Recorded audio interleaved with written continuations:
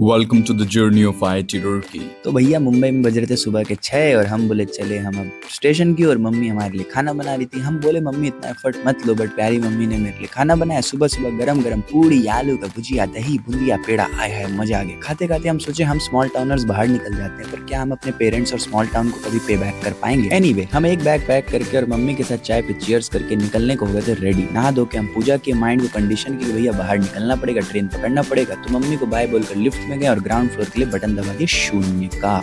हम हो गए थे थोड़ा इम्पल्सिव, बहुत सारा खाना मम्मी पैक कर दी थी और हमको अभी पहले पहुंचना था स्टेशन। तो भैया ओला ऑटो बुलाए थे और ऑटो में हम बैठ के जाने के लिए हो गए रेडी।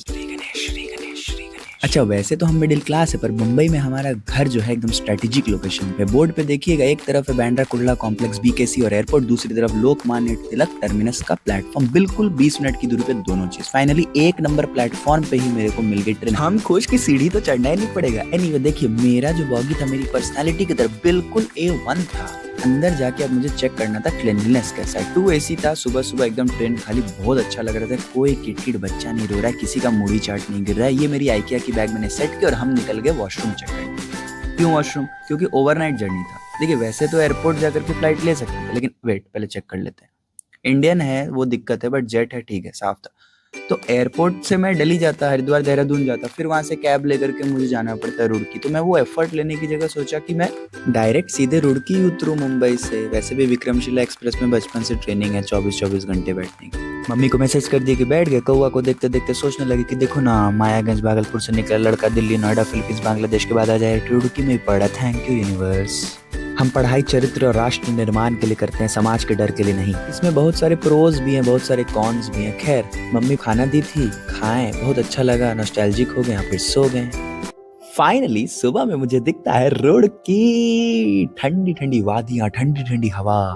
अरे अरे, वादियों को देखिए। मुंबई में रह के बीच वाला बन गया था, पर जब मैं दिल्ली में था तो मैं पहाड़ों वाला था। पहाड़ इतने अच्छे लगते मुझे। ये देखिए ठंडी ठंडी हवा में ना मैं खुश होते जा रहा था। यहाँ आर्मी कैंट का भी एरिया है ना, तो आर्मी वगैरह का भी काफी कुछ मेरे को देखने मिला। ये शहर बड़े प्लान्ड से लग रहे थे यार, बड़े अच्छे लगते हैं। हमारा भागलपुर इतना क्योटिक क्यों है? खैर, राह पर मुझे दिख गया वो चीज जिस बोर्ड को देख के मेरे अस्तित्व को बहुत खुशी मिली, IIT रुड़की। तो दोस्तों, ये है विशाल IIT रुड़की का 175 साल पुराना कैंपस। बिल्कुल कर्टिन यूनिवर्सिटी मलेशिया जैसा मुझे ये लग रहा था। यहाँ पर दिव्य संपर्क का गवर्नमेंट का भी मुझे कुछ दिखा, और यहाँ आते ही मैंने अपने डिपार्टमेंट यानी कि ई-लर्निंग सेंटर को स्पॉट किया। आप बिलीव नहीं करिएगा, हम लोगों को ट्रेनी ऑफिसर्स हॉस्टल में रखा था, ऐसे वैसे कोई स्टूडेंट हॉस्टल में नहीं डाल दिया गया था।